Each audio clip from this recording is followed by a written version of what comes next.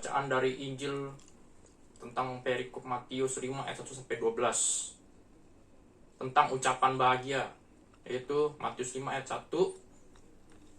Maka ketika Yesus melihat orang banyak itu, naiklah ia ke atas bukit, dan setelah ia duduk, maka datanglah murid-muridnya kepadanya.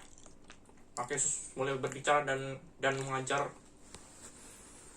mereka, berbahagialah orang yang miskin di hadapan Allah, karena mereka lah yang punya kerajaan surga.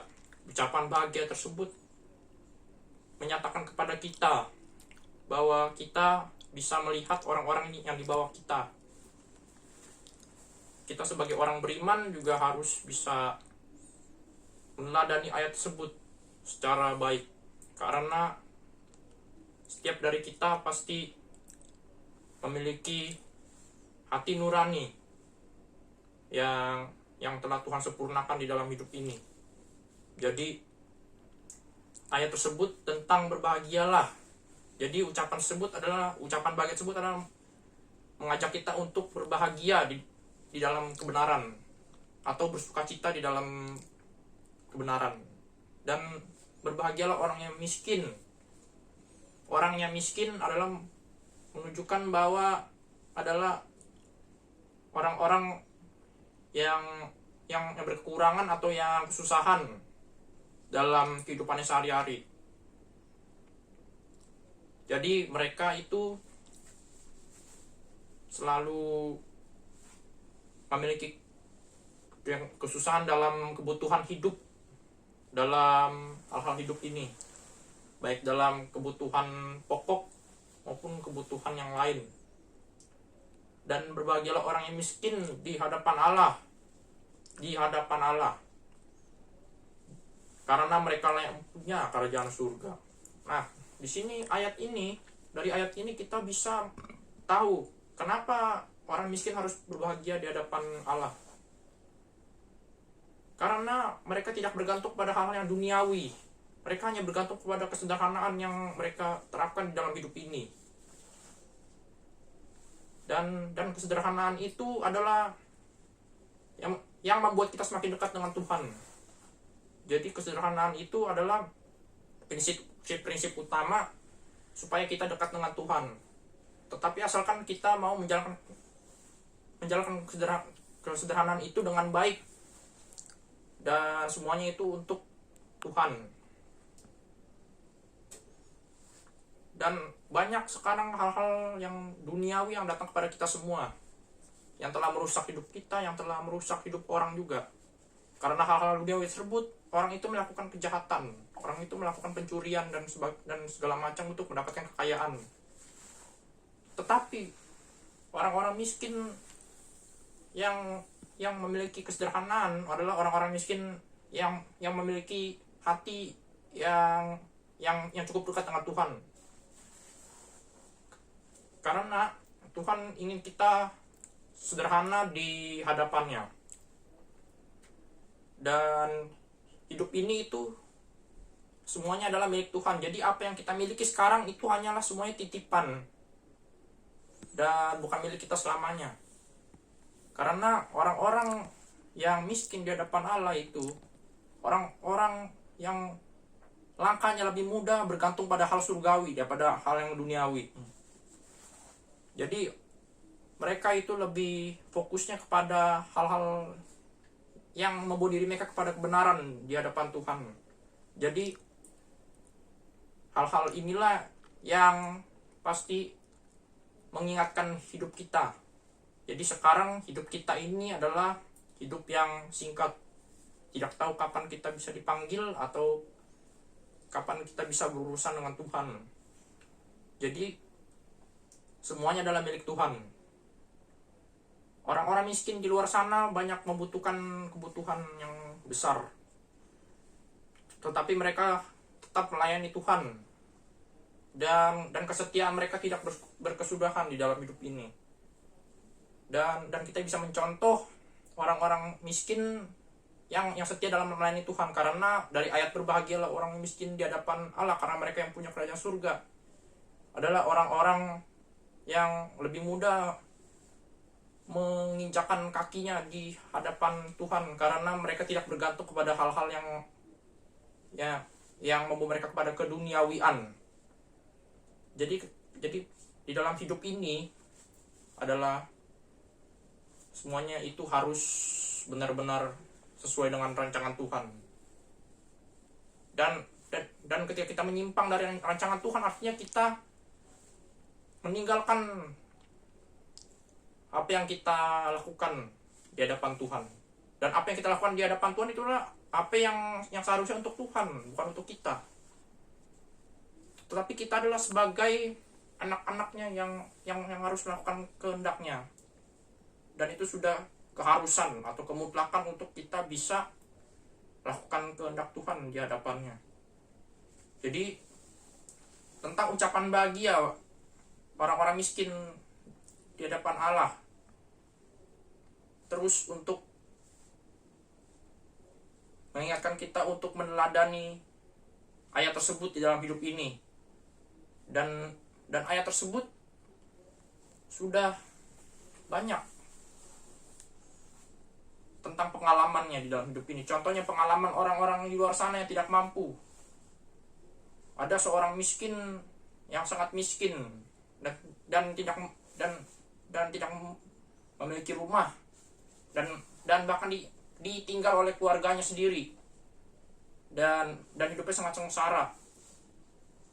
Dan kemudian dia menjalani hidupnya dengan sangat sederhana dan hanya makan dan minum dari orang lain atau bekas orang lain.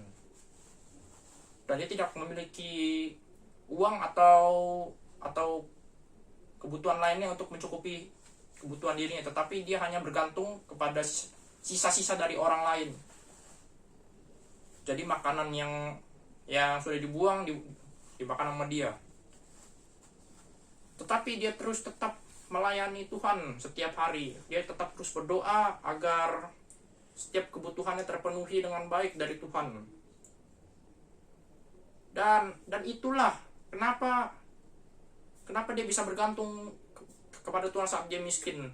Karena setiap orang itu pasti dikaruniai setiap kebutuhan yang berbeda-beda. Dan sekarang kita ini yang sedang menikmati kenikmatan di dunia ini, kita tidak boleh lupa Tuhan. Karena dari ayat-ayat yang berbahagialah orang yang miskin di hadapan Allah itu adalah mengingatkan bahwa kita harus tetap ingat Tuhan di dalam hidup ini. Jadi kalau hati kita sudah lupa Tuhan dan yang kita sudah saking menikmatinya keindahan dunia itu, sudah banyak menikmati kekayaan tapi kita lupa Tuhan, berarti kita sudah jauh dari Tuhan artinya. Walaupun kita menyebut nama Tuhan tiap hari, tapi hidup kita tidak sesuai dengan apa yang Dia mau, dengan apa yang Dia mau kita lakukan, adalah bukti bahwa kita tidak bisa berkenan di hadapan Tuhan. Tetapi orang-orang miskin yang seperti yang saya ceritakan tadi itu, saking susahnya dia membutuhkan Tuhan dalam hidup dia, saking susahnya dia membutuhkan pertolongan dari Tuhan setiap hari secara berkala. Dan itulah contohnya kenapa kita harus bergantung kepada hanya Tuhan saja. Karena kalau tanpa Tuhan kita tidak bisa apa-apa. Kita ini manusia, ada rancangan Tuhan yang mempunyai tujuan untuk kemuliaan yang sempurna. Jadi kalau sama ini kita masih belum mempunyai rancangan yang sempurna, artinya hati kita masih terikat oleh hal-hal yang duniawi atau hal yang lain yang belum sesuai dengan kehendaknya. Jadi sekarang saya akan mengingatkan kepada kalian semua, tujuan hidup kita hanya satu, untuk melayani Tuhan, baik dalam maupun kita miskin kaya ataupun kita tidak berkekurangan sekalipun, kita harus tetap bisa melayani Tuhan. Karena orang miskin saja bisa melayani Tuhan, apalagi orang-orang kalian, orang-orang yang di atas miskin atau lebih bisa berkecukupan daripada dia. Jadi prinsip kita adalah setia dalam melayani Tuhan dari kita lahir sampai mati nanti. Dan tetap ingat Tuhan. Dan di sini tujuan hidup saya untuk dari ayat tersebut adalah bahwa saya ingin bisa tetap melayani Tuhan dari hidup saya sekarang sampai nanti.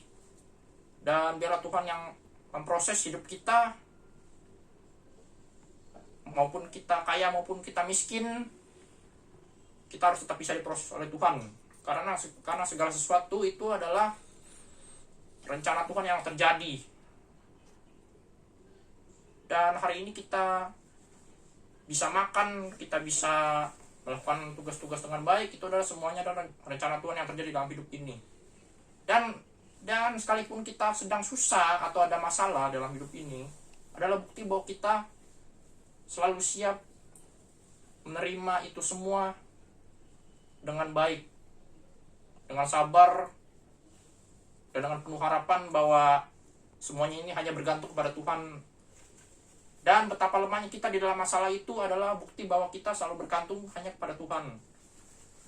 Jadi teks tentang ucapan bahagia tadi adalah teks yang mempunyai kebenaran yang kekal sampai di surga. Karena itulah satu-satunya ayat atau kebenaran yang akan nanti kita bawa sampai di hadapan Tuhan. Dan untuk kalian mungkin yang hidupnya mengalami keterbelakangan atau kesusahan atau mungkin ketidakcukupan dalam kehidupan sehari-hari, mungkin kalian bisa tetap terus mengandalkan Tuhan dalam hidup ini. Karena orang-orang yang setia dalam mengandalkan Tuhan di dalam hidup ini adalah orang-orang yang selalu diberkati di dalam hal-hal yang besar di dalam rencana Tuhan. Jadi kebenaran yang kita miliki sekarang adalah kebenaran yang abadi, yang nanti Tuhan bisa proses kita di dalam kebenaran yang murni. Jadi tujuan hidup kita dan tujuan hidup saya adalah tetap melayani Tuhan. Jadi kita sama-sama melayani Tuhan, kita sama-sama tetap melakukan rancangan Tuhan, baik dalam kita susah maupun kita senang, baik dalam maupun kita kaya maupun kita miskin, semuanya itu untuk rencana Tuhan yang mulia. Jadi itu saja rencananya, semoga ini terus memberkati kalian. Amin.